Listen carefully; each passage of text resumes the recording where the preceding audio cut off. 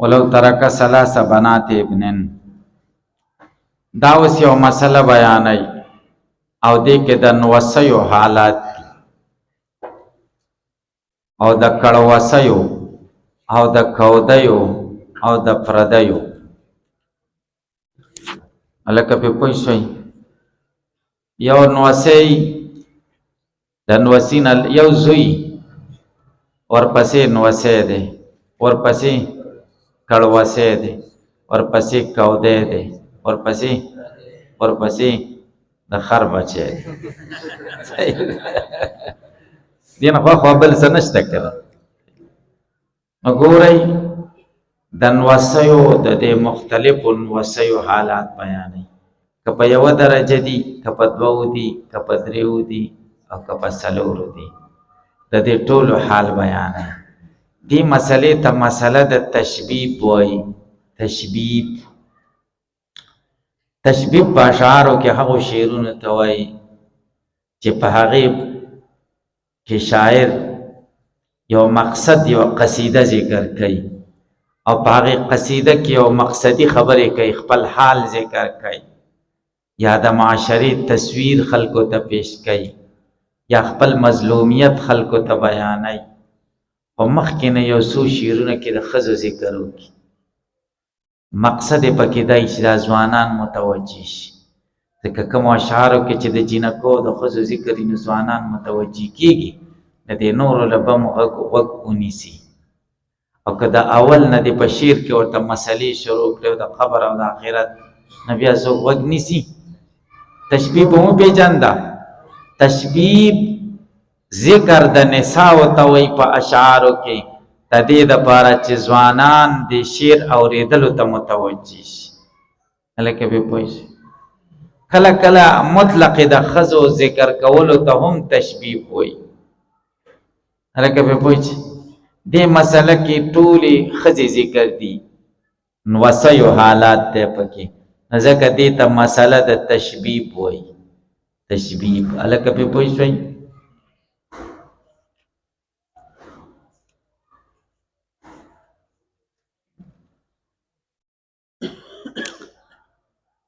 تاسو دې کتاب ته وګورئ او بیا به چې کوم دی قصې کوو.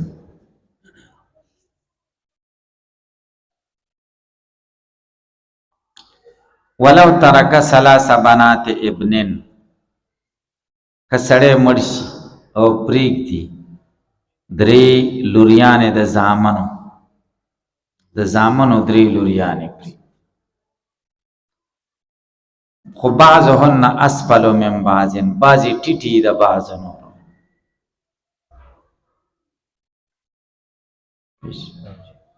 یو زوی دی د هغه درې نوسۍ دي، خو یوه د بلې نه ټیټه ده او بله د بلې نه ټیټه ده. دا یوه سلسله. وثلاث بنات ابن آخر، او درې لوریانې د زوی بل، یعنی هغه مخکې درې لوریانې خو د زوی وي او دا درې لوریانې نورې د نوسي دي. او دا هم داسې دي چې د دې نوسي ډایرکټ نوسۍ نه دي، څه د نوسي لوریانې دي، یو لور ده او دا نور د نوسي نوسۍ او کودی دي. بعضهن اسفل من بعض، بعضې ټیټې دي د بعضو نور. دوه شو. وثلاث بنات ابن آخر، او درې لوریانې د زوی بل دي، د کړوسي درې لوریانې دي او د کړوسي ډایرکټ لوریانې نه دي. بعضهن اسفل من بعض، بعضې ټیټې دي د بعض نور. بهذه صورت په دې شکل سره، بهذه صورت په دې صورت سره. ګورې صورت ته تاسې وګورئ، میت زید لیکلی دی، مړی څوک دی؟ او د زید درې زامن دي. اولنی زوی څه نوم دی؟ عمر. او د دې دویم زوی او د دریم زوی خالد. تاسې دې عمر ته وګورئ، اولنی زوی ته د ده نه درې لوڼه پاتې شوي دي. اصل کې داسې ده چې د دې عمر په خپل یو زوی دی بکر نوم دی لاندې شته که نه او بل یې لور ده بنتا پیدا م کړه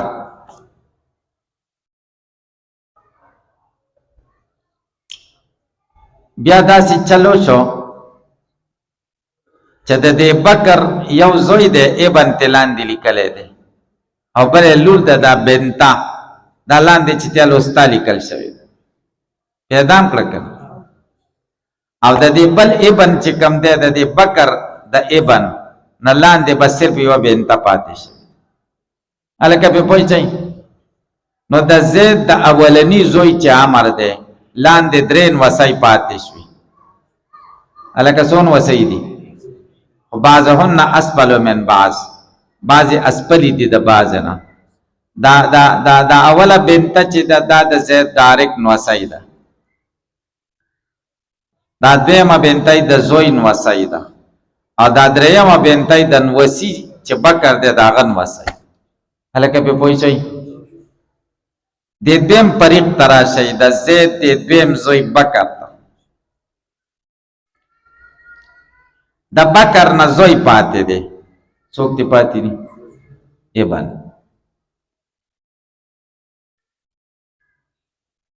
د بکر لور نشته صرف زوی دی په مخکې صورت کې خو د زید نوسۍ وکه نه د عمر د لارې نه دلته د زید نوسۍ نشته هلکه خبرې ته م خیال دی صرف ابن دی پاتې دی بکر دی او د بکر نه زوی پاتې دی د بکر د زوی بیا یو زوی پاتې دی یوی لور پاتې ده العلیا من الفریق الثانی چې لیکلې ده هلکه پې پوه شي او د دې زوی بیا یو زوی دی ابن چې دی او دا یوه ورسره خور ده الوسطی من الفریق الثانی او د دې زوی نه بیا بنته پاتې ده سفلی من الفریق الثانی پیدا م کړه نو دلته د زید دلته هم درې نوسۍ شوي خو دا د چا نوسۍ شوي د بکر نوسۍ دي نو د زید د زوی نوسۍ دي د چا دي د زید د زوی نوسۍ دي د زید نوسۍ پکې خپله یو هم نشته د دریم ته راشه د زید نه زوی پاتې دی خالد او د هغه نه زوی پاتې دی ابن چې لیکلی دی د هغه هم څه نشته نوسۍ نشته لور یې نشته د هغه نه زوی پاتې دی ابن د هغه هم لور نشته د هغه نه بیا چې کوم دی څوک پاتې دي یو ابن او یو بنته اولیا د فریق ثالث د هغه زوی دی بل زوی نه بیا ابن او بنته پاتې ده استاد د فریق ثالث د هغه نه بیا بنته پاتې ده سفلا د فریق ثالث هلکه تاسو پې پوه شئ پوه نه شئ تاسو دې کتاب کې وګورئ بیا درته لیکم ما ته وګورئ دې کتاب ته وګورئ دا اولیا د فریق اول چې دا د عمر نوسۍ دې سره داسې د نورو کې داسې مقایسه وکړئ داسې د دې په مقابله کې د زید بله نوسۍ شته د بکر نوسۍ شته د بکر لور شته او د دې بل خالد لور شته نو دا ټولو کې اوچته شو دا ټولو کې د دې په مقابله کې بل نوسۍ نشته چې مړي ته نږدې ټولو نه دا نږدې ده دا اولیا د فریق اول استاد فریق اول را واخله د عمر د خپل نوسۍ چې کومه ده بنته الوسطی من الفریق الاول د دې په مقابله کې هلکه د دې په مقابله کې څه دي دې په مقابله کې استاد فریق ثانی ده دې په مقابله کې څه ده اولیا د فریق ثانی ده څه ده د دې په مقابله کې اولیا د فریق ثانی شو صحیح شو او د فریق ثالث خو د دې په مقابله کې هیڅ کم نشته او سفلا د فریق اول چې را واخلي د دې په مقابله کې استاد فریق ثانی اولیاء د فریق ثالث تا لکه خبر اخلاص شو بس نور بس مقابله نشته الکه خبره باندې ورسېدای نو دلته به اوس مسله د سکیږي چې اولنۍ نوسۍ د عمل لور چې د دې په مقابله کې یوه نوسۍ هم نه وه دا نوسي خو مخکې نه مړه دي جینکۍ سر پاتې دي نو دې ته به نسب میلاو شي څه به ورته میلاو شي ځکه نصف للواحده که نه دا خو واحده ده که او استاد فریق اول او اولیاء د فریق ثانی دا دواړه په یو مقابله کې دي که نه دې دواړو ته به سدس میلاو شي تکملة للثلثین څه به ورته میلاو شي تکملة للثلثین او دا نور بیا د دوی نه دي دا نور د عصبات دي خدای دې وکړي چې تاسو په دې مسله تاسې ورسېدئ لکه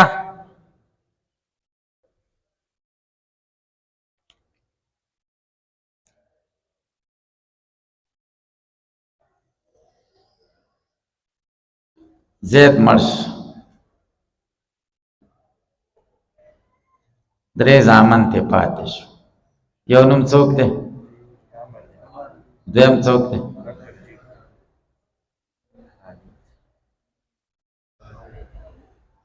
خالد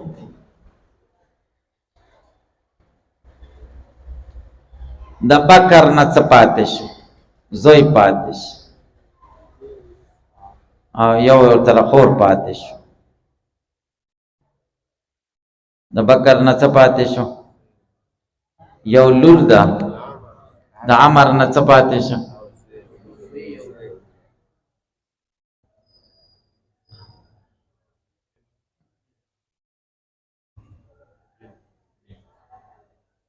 بنت بیا د دې ابن نه څه پاتې شو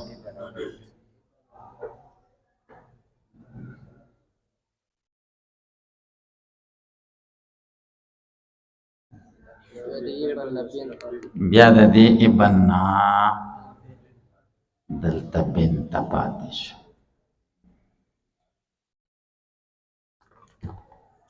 کتاب ونیسه خدا خبر اخلاص شو د بکر نه څه پاتې دي ابن پاتې دی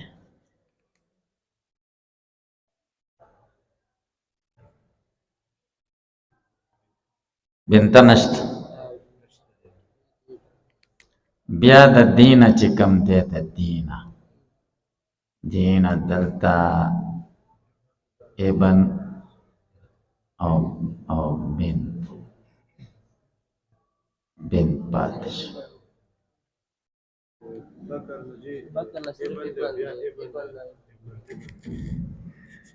صحیح شو بکر نه ابن پاتې شو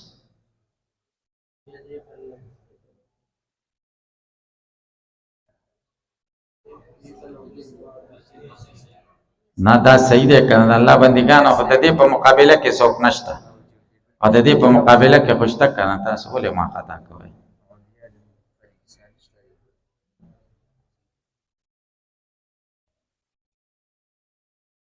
ابن او بنت صحیح شو که ابن او بنت او د دې ابن نه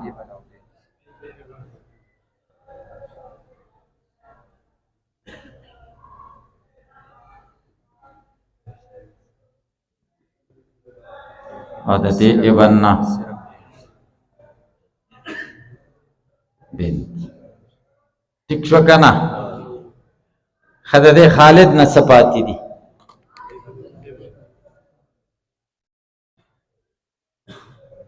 ورپسې د دې نه دا دوه مرحلې شي دلته ابن او بنت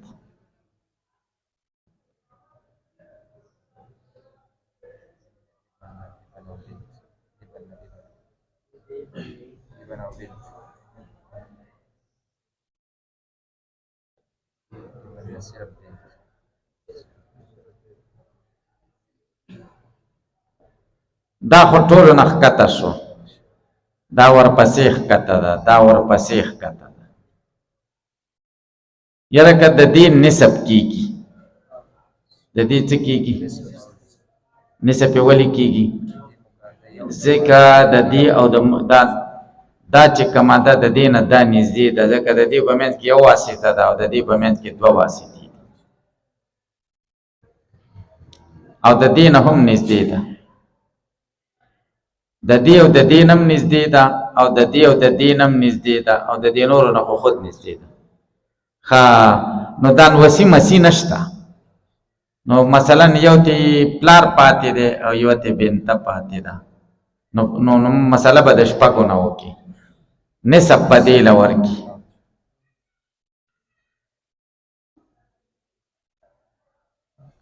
دې ته دې څه ورکړه نسب په شپږو کې څو دی او دې دواړو ته دې څه ورکړه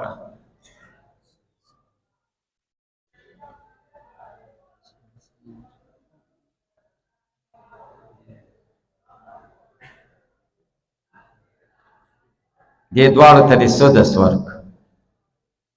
سدس یو تکملة للثلثین په شپږو کې څلور ثلثین دي کنه او دا دوه د نوٹ پلار لا ورکړه یو په طریقې د فرضیت سره یو په طریقې د عصوبت سره شپږ شو هلکه په مسله پوهېږئ ها نشوئ پوهی دقه خبره کوي البته دا خو هغه صورت دی چې دا الکان مخکې نه مړه شوي دا پلاران او که د دې په مقابله کې دا ژوندي ده نو دام د مړي نوسی دی دایم نوسی دی او دای نوسی ده نو بیا به دا په دې د وجې نه عصبه ګرځي بیا به لذکر مثل حظ الانثیین پوه نه شو که دا مړه شوې ده دا مړه شوې دا مړه شوې ده دا ابن ژوندی دی دا بنته ژوندی ده دا ابن ژوندی دی دا بنته ژوندی ده نو بیا به هم لذکر مثل حظ الانثیین هلکه پرې پوهېږئ ګورئ تاسو کتاب ته العلیا من الفریق الاول هغه اوچته نوسی د اولني فریق اولنی فریق مو پېژانده د عمر اولاده لا یوازیها احد د دې په مقابله کې هېڅوک هم نشته شته والوسطی من الفریق الاول وسطی د فریق اول دا دویمه نوسی توازیها العلیا من الفریق الثانی د دې په مقابله کې هغه برن وسی ده د فریق ثانی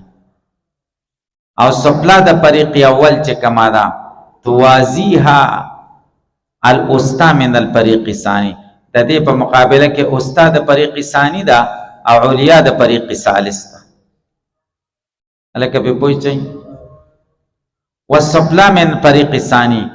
او سفلا د فریق ثانی چې کومه ده توازیها د دې په مقابله کې استاد فریق ثالث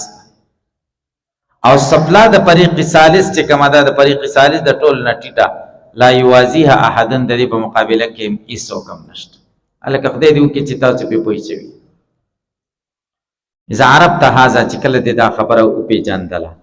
فنقول نو موږ وایو للعلیا من الفریق الاول النسب علیا د فریق اول ته نسب دی اولنی ته او استاد فریق اول مع ما یوازیها سره د هغې چا نه چې د دې په مقابله کې دی چا بله ده چې استاد فریق اول مع ما یوازیها څوک دی په مقابله کې څوک دی علیا د فریق ثانی دې دپاره سدس دی تکملة للثلثین دې دپاره چې ثلثین پوره شي تکمله د ثلثین وشي ولا شیء للسفلیات او دې ټیټو نوسۍ ته اسم نشته ځکه القربات تحجب البعدا دا قاعده ده کنه لکه په پوهېږئ الا مگر دې ټیټو تم شی شته کله ان یکون معهن غلام چې د دوی سره الک ويعصبهن من كان بهذای هغه الک بیا دوی عصبه کوي څوک عصبه کوي من كانت بهذای هغه جنکۍ چې د دې الک په مقابله کې ومن كانت فوقه هغه چې د دې نه بری ممن لم تكن ذات سهمین چې د حصې خاوندان ذوي الفروض نه ويسقط من دونه او د دې نه چې بیا ټیټ هغه ساقط دی الک نه چې بری او ورسره برابري هغه عصبه کېږي لذکر او چې ټیټې دي بیا ساقطېږي ځکه القربات تحجب البعدا مړي ته چې نږدې وارث یې هغه حاجب کېږي د هغه وارث لپاره چې لري بس دی خدای دې وکړي چې تاسو پې